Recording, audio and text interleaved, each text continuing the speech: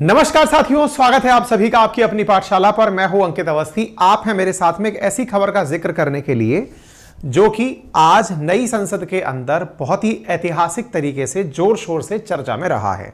आज देश की नई संसद, जो कि आपने त्रिकोणाकार आकृति में देखी है, त्रिभुजाकार आकृति में देखी है, इस संसद के अंदर विधिवत रूप से लोकसभा का सत्र प्रारंभ हो चुका है।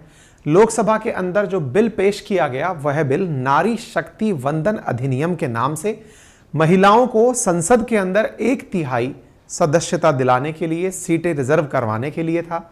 इसका प्रभाव विधानसभाओं पर भी पड़ेगा।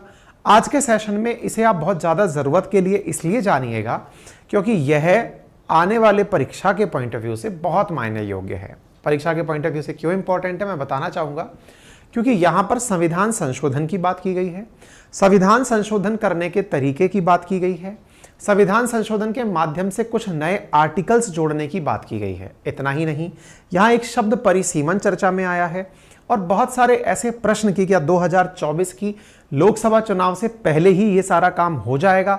ये तमाम चीजें इस चीज से कनेक्टेड हैं। तो आज के सेशन में हम आपके साथ इन सारी चीजों का यहाँ पर डिस्कशन करने जा रहे हैं। ठीक है, बहुत इंपॉर्टेंट है। वुमेन रिजर्वेशन बिल, क्या ये पहली बार हुआ है? क्या किसी ने पहली बार? बहुत सारी बातें हैं इसके अंदर जो आपको लर्न करनी है। इसलिए मैं कहूँगा कि ये जब सेशन कंप्लीट हो जाए तो मैं इसकी PDF आप लोगों को अपने टेलीग्राम चैनल पर एज इट इज शेयर कर दूंगा। आप उसे जरूर पढ़ लीजिएगा क्योंकि कंटेंट रिच है ये, है ना। एग्जाम के अंदर काफ़ी ज़्यादा काम की आ सकती है। हो सकता है बाकी लोगों के काम की ना हो, एग्जाम वाले जो बच्चे हैं ना उनके काम का सेशन है ये। तो आप हमारा टेलीग्राम चैनल जो अंकित अवस्थी सर के नाम से अवेलेबल है या GKY अंकित अवस्थी सर के नाम से वेरीफाइड है, वहां पर आपको मिल जाएगी। आप वहां से इस फाइल को देख लीजिएगा। ठीक है, आप लोगों को हालांकि इसके बारे में हमने 21 घंटे पहले अपने ट्विटर पर भी जानकारी दे दी थी। हमने ये कहा था कि कैबिनेट के अंदर वुमेन रिजर्वेशन बिल को मंजूरी मिल गई। कैबिनेट संसद से अलग कैसे? हाँ भाई, एग्जीक्यूटिव की जो मतलब एग्जीक्यूटिव जहां पर बैठते हैं वो कैबिनेट है, यानी कि सरकार के जो मंत्री हैं उन्होंने इस बिल को इंट्रोड्यूस करने से पहले ही कल अपने लेवल पर यह सहमति बना ली थी कि हम संसद के अंदर इस प्रकार का बिल लेकर के आएंगे, महिला रिजर्वेशन का बिल लेकर आएंगे। इस आधार पर हमने आप लोगों से फिर एक राय जानी थी और कहा था कि यदि आप अपनी राय इस बिल पर रखेंगे तो हम अपने कमेंट को जो आप हमें करेंगे ट्विटर पर, उसको हम अपने सेशन में भी दिखाएंगे। तो हमने आपसे राय मांगी, आप में से बहुत सारे बच्चों ने हमें कमेंट्स में अपनी राय दी। आज के सेशन में उन बच्चों की राय भी हम अपने सेशन के अंदर दिखाएंगे। फिलहाल के लिए आप हमारे यहाँ पर न्यूज कटिंग देख लें। न्यूज में लिखा है वुमेन रिजर्वेशन बिल इंट्रोड्यूस्ड। प्रधानमंत्री ने कहा है कि सितंबर 19 हिस्टोरिक डे के रूप में माना जाएगा। हिस्टोरिक तो है ही, क्योंकि आज गणेश चतुर्थी के अवसर पर देश को नई संसद जो मिली है, लेकिन इस नई संसद में जो पहला बिल है वो महिलाओं से जुड़ा हुआ है, इसलिए ये अपने आप में हिस्टोरिक डे है। ठीक है, हमने आपसे चूंकि सवाल पूछा था और आपसे आपकी ट्विटर पर राय जानी थी, तो हर्ष सिंह ने यहां पर लिखा हुआ है और ये बात इनकी सही भी है। और इनका कहना यह है कि बहुत सी जगह ऐसा होता है कि इलेक्शन के अंदर महिलाओं को खड़ा तो कर दिया जाता है, लेकिन जैसे अब तक देखते आए हैं पंचायती राज में कि सरपंच की जगह सरपंच पति जो होते हैं वो काम कर रहे होते हैं। प्रधान महिला है लेकिन प्रधान पति ही सारा की सारा काम संभाल रहे होते हैं। अगर इस प्रकार से सिंबॉलिक तरीके से दिखाएंगे तो ये गलत होगा। ऐसे ही प्रियंका प्रजापति ने इस बात की तारीफ करते हुए कहा है कि हाँ, ये काफ़ी बड़ी चीज़ होगी, काफ़ी अच्छे से इफेक्टिव तरीके से काम करेगी। ऐसे ही एक और बालक हैं आदर्श वर्मा, उन्होंने अपने द्वारा लिखा है कि दलों की मांग आरक्षण में आरक्षण देने के लिए है। महिलाओं के लिए 33% सीटों में भी 1/3 सीटें अल्पसंख्यक दलित पिछड़े वर्ग की महिलाओं के लिए आरक्षित रहेंगी। रूपेश कुमार लिखते हैं, सर जी, महिला को आरक्षण देने से क्या महिला बराबरी कर पाएंगी? ये बहुत सारी बातें हमारे बच्चों ने हमारे लेवल पर लिख करके हमें कमेंट बॉक्स के माध्यम से, हमारा जो ट्विटर पर ट्वीट था उस पर लिख करके इन्होंने दी हैं। ठीक है, अगर मतलब आप लोग इस बात में इन्वॉल्व हुए हैं तो आपके सारे बातों का, प्रश्नों का जवाब आज के सेशन में मिलेगा।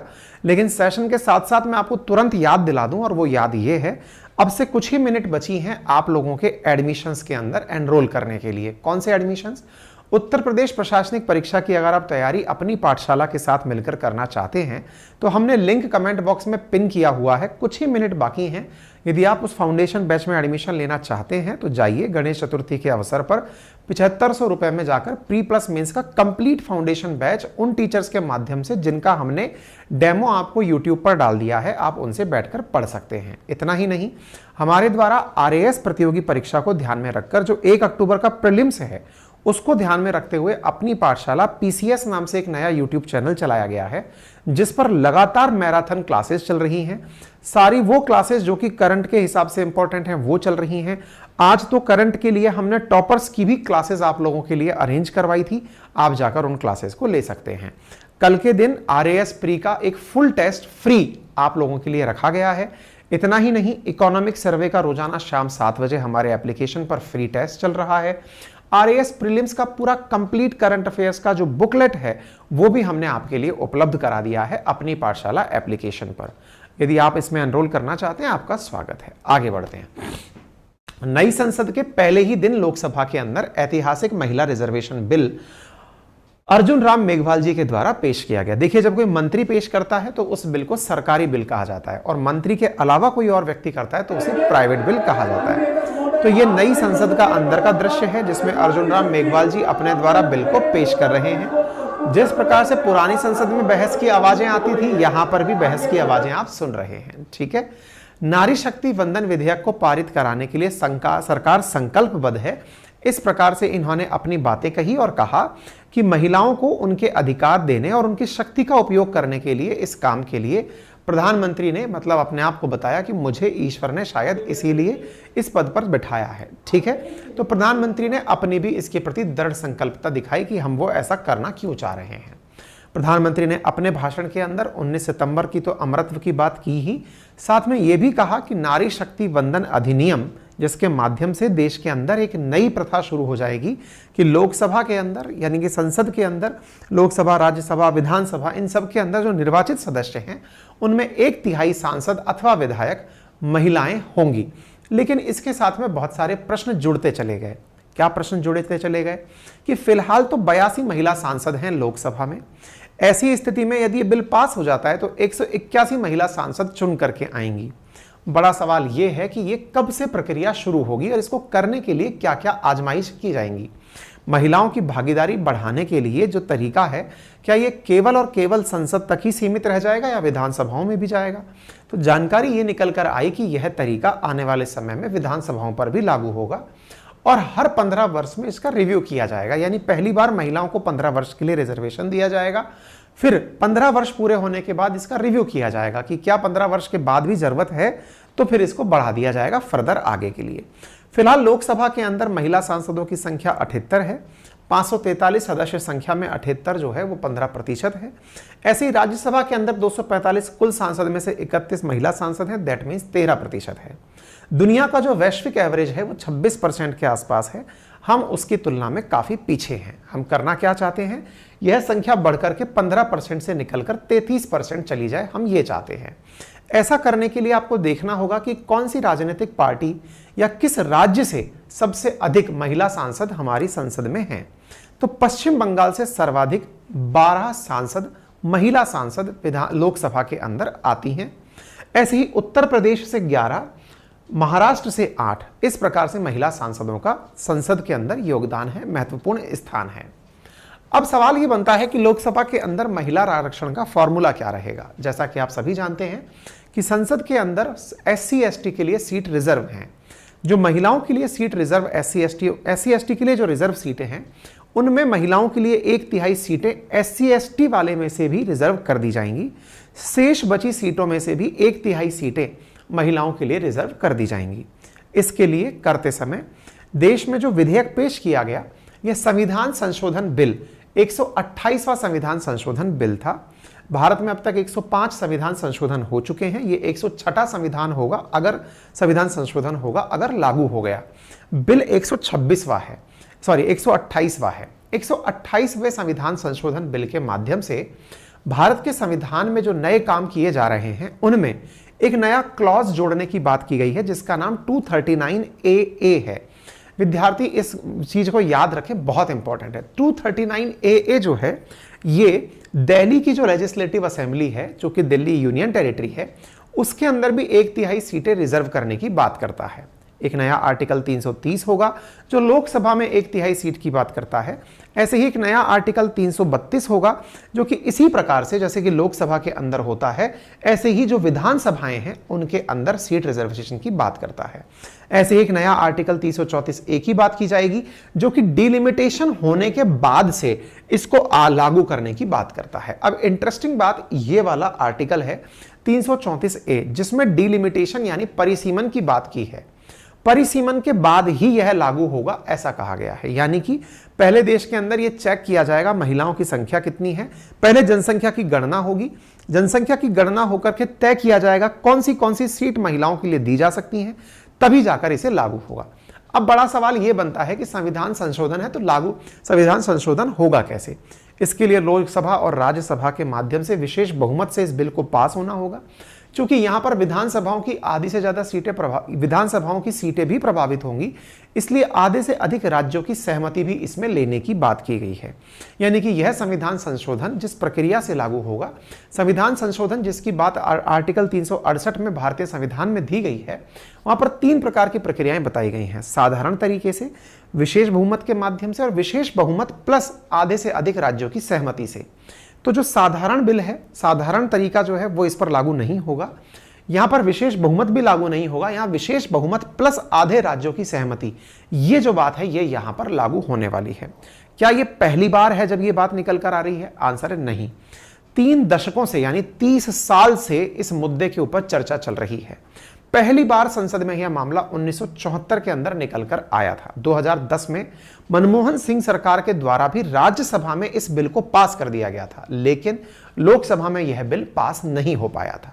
तो इसका मतलब यह हुआ कि राजनीति में आरक्षण की जो महिलाओं को लेकर के कवायद है वो लंबे समय से चली आ रही है। लेकर 1931 से 1947, 1971, 1974, 1988, 1993, 96, 98, 99, 4, 9, 10, 14, 19 लगातार इसकी मांग चली आ रही है, लेकिन आज तक यह चीज पूरी नहीं हो पाई है। जब यह चीज पूरी नहीं हो पाई है तो बड़ा सवाल यह है कि पूरी करने के लिए किया क्या जाए। पूरी करने के लिए आपको लोकसभा और राज्यसभा का 2/3 बहुमत चाहिए होता है। वर्तमान में जो सरकार है उसके पास राज्यसभा में 2/3 बहुमत नहीं है। 2/3 बहुमत का मतलब हुआ कि आपको जितना परसेंटेज मेजॉरिटी के लिए चाहिए वो आपके पास तभी होगा जब अपोजिशन आपका साथ दे। अपोजिशन साथ क्यों नहीं देता? क्योंकि क्रेडिट की लड़ाई है कि कौन क्रेडिट लेकर जाएगा। अगर आज मोदी सरकार कहती है कि हमने ऐसा किया तो विपक्ष कहेगा हम तो 2010 में भी इस बिल को इंट्रोड्यूस कर चुके हैं, तब भी पारित नहीं हो पाया। तो आज की कवायद थोड़ी है महिला को लेकर के, तो लंबे समय से बात चल रही है। तो पहली चीज तो यह कि क्रेडिट कौन लेकर जाए, इसकी अपनी लड़ाई चल रही है। वहीं दूसरी तरफ इसको इंप्लीमेंट करने से बहुत सारे राज्यों के समीकरण बिगड़ जाते हैं, क्योंकि जहां पर जिस प्रकार की पॉलिटिक्स है वहां पर कुछ राज्य इस चीज को पसंद करते हैं, कुछ राज्य खुलकर इसके सामने नहीं आते हैं। ऐसी स्थिति में यह हमेशा टालमटोल की स्थिति में ही रहा है। हालांकि 20 साल के अंदर 59% महिला सांसदों की संख्या में इजाफा हुआ है। कांग्रेस ने अपनी तरफ से कहा है कि हम दलगत राजनीति से ऊपर उठते हुए इस आरक्षण बिल का बिना शर्त के समर्थन करेंगे। ठीक है, बाकी विपक्षी दल भी इस महिला आरक्षण के समय बिल के ऊपर अपना साथ देने के लिए साथ में हैं और उन्होंने कहा कि हम लोग भी इसके साथ हैं। देखना होगा कि जिस प्रकार से स्थितियां बदलेंगी उसमें कितने लोग इसके अंदर साथ में निकलकर आते हैं। ठीक है, अब बड़ा सवाल यह है कि आने वाले समय में 5 राज्यों के अंदर विधानसभा चुनाव है, 2024 के अंदर लोकसभा चुनाव है। तो क्या 5 राज्यों का विधानसभा चुनाव और 2024 का लोकसभा चुनाव इस 1/3 सीटों के लिए प्रभावित होगा? आंसर है नहीं। ऐसा क्यों? क्योंकि यहां पर सबसे इंपॉर्टेंट चीज जो मानी गई है, जिसमें एक नया आर्टिकल जोड़ने की बात है, वो ये है डिलिमिटेशन। डिलिमिटेशन का मतलब हो गया एक प्रकार से सीटों का पुनः बंटवारा, परिसीमन, कि भाई कौन से क्षेत्र से महिलाएं चुनाव लड़ेंगी, कौन से क्षेत्र से महिलाएं चुनाव नहीं लड़ेंगी। तो यानी कि यह सारा कार्य पहले डिलिमिटेशन के बाद ही लागू हो सकेगा। इस कार्य को करने के लिए एक्सपर्ट्स का मानना है कि बिना परिसीमन के यह असंभव है और परिसीमन 2026 से पहले संभव नहीं है, क्योंकि कोरोना के चलते भारत में अभी तक जनगणना नहीं हो पाई है। तो पहले जनगणना होगी, फिर परिसीमन होगा, तब जाकर कुछ हो पाएगा। इसका मतलब 2024 के अंदर तो यह असंभव ही दिखाई प्रतीत हो रहा है। पहले चुनाव के लिए पहले चुनाव होना पहले कंपलसरी है, उसके बाद में जनगणना होगी, जनगणना के बाद कहीं जाकर यह बात होगी। इसी कारण से कांग्रेस ने इसे चुनावी जुमला करार दिया है, क्योंकि लोकसभा के चुनाव में उतरने से पहले 2014 और 19 में एनडीए सरकार के द्वारा अपने घोषणा पत्र में यह साझा किया गया था कि हम महिला रिजर्वेशन बिल लाएंगे। तो बोले ये केवल चुनावी जुमला है, ऐसा कुछ भी होने वाला नहीं है। ऐसा ही जो लालू जी की पार्टी से सांसद हैं झा साहब, इन्होंने भी इस बात को कहा कि भाई अगर करना ही था तो पहले जो काम जरूरी है उन्हें कर लिया जाता। यानी कि अपनी तरफ से लोग अपनी अपनी राय देने के लिए आगे आ चुके हैं। लगभग कहने का मतलब यही है कि ये चीज इस बार भी लागू तो नहीं हो पाएगी, लेकिन हाँ, अगर ये पास हो जाती है, सरकार इस काम में कर जाती है, तो फिर जो प्रश्न बन जाएंगे वो ये कि क्या अभी होने वाली विधानसभाओं में ये लागू हो पाएंगी? तो आंसर है नहीं साहब, अभी तो नहीं हो पाएंगी। विधान परिषद में भी लागू हो गया क्या? तो देखिए यहां पर बात यह है कि अभी तक राज्यसभा और विधान परिषद के बारे में कोई भी जानकारी इस बिल में नहीं दी गई है। तो कहने का मतलब यह है कि राज्यसभा और विधान परिषद में अभी इसके बारे में कोई बात निकल कर नहीं आई है। तो क्या महिला आरक्षण हमेशा के लिए होगा? आंसर है नहीं, 15 साल के लिए होगा, 15 साल बाद फिर किया जाएगा। क्या SC ST महिलाओं को अलग से आरक्षण मिलेगा? नहीं, ऑलरेडी लोकसभा के अंदर 131 सीटें महिला SC ST के लिए आरक्षित हैं। उन 131 सीटों में से 1/3 सीटें महिलाओं के लिए हो जाएंगी, यानी 44 सीटें महिलाओं के लिए हो जाएंगी। बाकी बची जो सीटें होंगी, दैट इज 87, वो महिला पुरुष कोई भी चुनाव लड़ सकता है SC ST के केस में।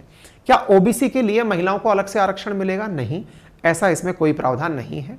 इसके अंदर फिर सबसे बड़ा बात यह है कि कैसे सीटों का रिजर्वेशन किया जाएगा। तो जैसे मैंने कहा कि यहां पर परिसीमन के माध्यम से चुना जाएगा। जहां महिलाएं ज्यादा हैं वहां पर महिलाओं को ही सीट पहले दे दी जाएंगी चुनाव लड़ने के लिए, लेकिन इसका निर्धारण समय समय पर किया जाएगा डिलिमिटेशन के माध्यम से। पहले जहां पर महिलाओं को नहीं, फिर कहीं और से उनको मौका दिया जाएगा। फिर सवाल बना, क्या कोई महिला एक से अधिक स्थानों से चुनाव लड़ सकती है? आंसर है जी नहीं।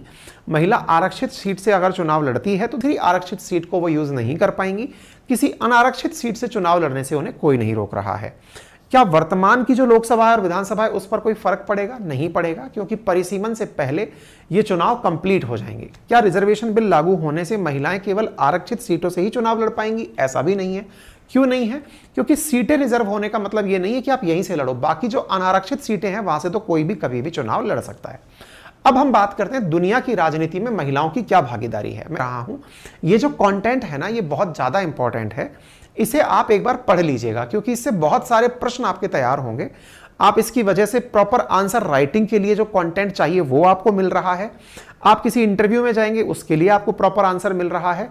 करंट अफेयर्स का जो 1 सिंगल लाइनर क्वेश्चन होता है उसके लिए भी आपको यहां से कंटेंट मिल रहा है। ये कंटेंट अभी थोड़ी ही देर में मैं अपने टेलीग्राम पर शेयर करूंगा, वहां से इसको आप ले लेना। काफी काम का कंटेंट है ये, ठीक है। अब बात करते हैं दुनिया की राजनीति में महिलाओं की भागीदारी क्या है।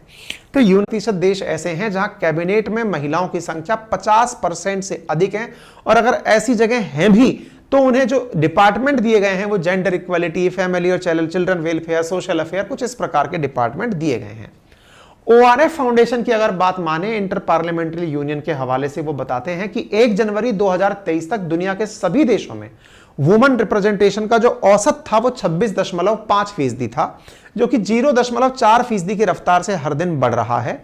187 देशों के स्टडी करने के आधार पर यह रिपोर्ट तैयार की गई, जिसमें भारत का स्थान 143वें स्थान पर आया था। एक बालक अपनी तरफ ध्यान आकर्षित कर रहा है कि बफरिंग वाकई में आ रहा है। बफरिंग आ रहा है, लेकिन कैसे आया ये हमें भी नहीं पता है। रुकिए,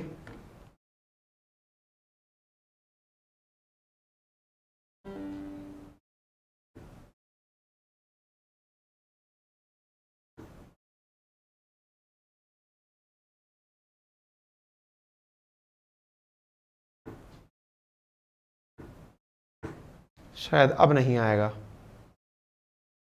बीच में इंटरनेट फ्लक्चुएट कर गया था, ठीक है। अच्छा, लोकसभा में भारत के अंदर 15.2% और राज्यसभा में 13.8% महिलाएं हैं। ये डेटा 2023 तक का है। अब ठीक है, Rwanda, Cuba, Nicaragua, Mexico, UAE, New Zealand, Iceland, ये वो देश हैं जहां पर महिलाओं का रिप्रेजेंटेशन सर्वाधिक है। रवांडा में 61% रिप्रेजेंटेशन है। इस क्रम को आप ऊपर से नीचे उतरता हुआ देख सकते हैं। उम्मीद है आप सभी साथियों को यह जानकारी अच्छे से समझ आई होगी। कंटेंट इंपॉर्टेंट है। मैं अपने टेलीग्राम चैनल अंकित अवस्थी सर पर इसे अभी के अभी शेयर कर रहा हूं। मेजर अनाउंसमेंट में फिर सुन लीजिएगा। अब से कुछ मिनट्स बाकी हैं। यदि आप अभी भी चाहते हैं उत्तर प्रदेश प्रशासनिक परीक्षा की तैयारी के लिए अपनी पाठशाला को चुनना, तो मात्र 7500 रुपए में प्री प्लस मेंस का कंप्लीट फाउंडेशन बैच दिया जा रहा है। अभी जाइए, सब्सक्राइब कर लीजिए। अपनी पाठशाला एप्लीकेशन पर उपलब्ध है। हमने डेमो प्रॉपर तरीके से डाल दिए हैं। इसके अलावा अपनी पाठशाला जो पीसीएस नाम से हमने चैनल बनाया है, यहां पर आपको रोजाना 1 अक्टूबर को ध्यान में रखते हुए आरएएस से रिलेटेड फ्री क्लासेस दी जा रही हैं। अपनी पाठशाला के एप्लीकेशन पर फ्री टेस्ट आप लोगों के लिए आरएएस का कल रखा गया है। आप वहां पर पहुंचकर फ्री टेस्ट का आनंद ले सकते हैं। ठीक है, फिलहाल के लिए इतना ही। अपना ख्याल रखें। धन्यवाद।